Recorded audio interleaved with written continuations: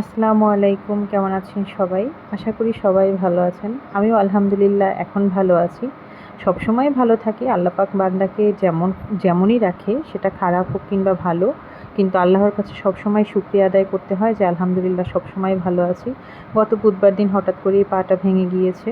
কিছু করার ছিল না আসলে। আল্লাহ পাক যখন বিপদ দেয়, সেটা ঘরে হোক কিংবা বাইরে, বিপদটা হবেই। আল্লাহ পাক আমার কপালে লিখে রেখেছিল এটা। ঘরে বসে একটা ছোট্ট অ্যাক্সিডেন্টের কারণে আমার পা ভেঙে গেছে। তো আল্লাহর রহমতে খুব অল্প পরিমাণেই সমস্যা হয়েছে, তার জন্য আমি খুব দ্রুত সুস্থ হয়ে গিয়েছি।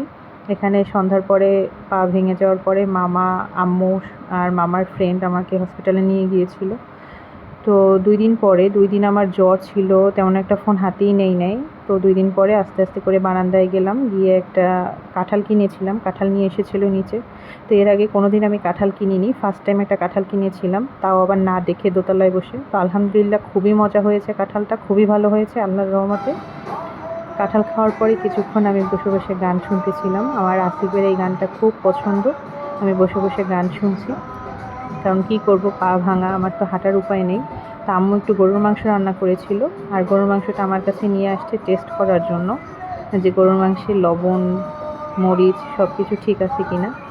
আমি গান শুনতে শুনতে গরুর মাংস ঠান্ডা করতেছিলাম আর খাওয়ার জন্য রেডি হচ্ছিলাম, কারণ গরুর মাংস তেমন একটা আমার খাওয়া হয় না প্রেশারের জন্য।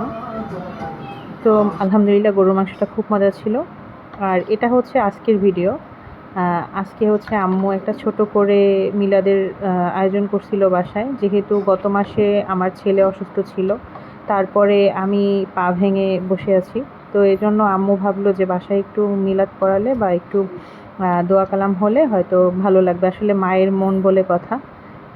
তো আমি একটু রান্নাঘরে গিয়ে একটু দেখতেছিলাম যে আম্মু কী করেছে। এখানে প্রেশার কুকারে মাংস আর সবজি কষানো হচ্ছিল, আর এখানে হচ্ছে চাল ডাল ধুয়ে রাখছে, এগুলো রান্না করা হবে। সুন্দর করে ধুয়ে রেখেছে, এটা ভিজিয়ে রেখেছে, এটা পানি ঝরিয়ে রাখবে আম্মু একটু পরে। আর ছেলে আমার বুবুর সাইকেল চালাতে ব্যস্ত।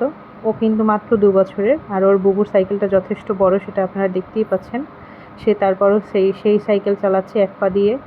ও কিন্তু প্যাডেল দিতে পারে না, তারপরেও খুব কষ্ট করে চালাচ্ছে। আর এখানে খিচুড়ি রান্না হয়ে গেছে সন্ধ্যার দিকে। এখানে সবজি এবং মুরগির মাংস দিয়ে খিচুড়ি রান্না করা হয়েছে। এখানে আমাদের বরিশালের ভাষায় কিন্তু এটা বাগার বলে, আসলে ফোড়ন দেওয়া হয়েছে। তো পেঁয়াজ রসুন সুন্দর করে ভেজে এটাকে ফোড়ন দেওয়া হয়েছে। আলহামদুলিল্লাহ খুব সুন্দরভাবে আয়োজন হয়েছে, এবং ইনুস দোয়া পড়ানো হয়েছে 1.25 লাখ। তো আলহামদুলিল্লাহ সব কিছু ভালোভাবে মিটে গিয়েছে। আম্মু একা হাতেই সবটা করেছে, এই এত বড় হাঁড়িতে রান্না করেছে। আমার হেল্পিং হ্যান্ড ছিল সাথে, ও একটু সাহায্য করে দিয়েছে। তো এখন আলহামদুলিল্লাহ আমি ভালো আছি সবার দোয়ায়। আমার জন্য সবাই দোয়া করবেন, আর সবার জন্য আমার দোয়া রইল। ভালো থাকবেন।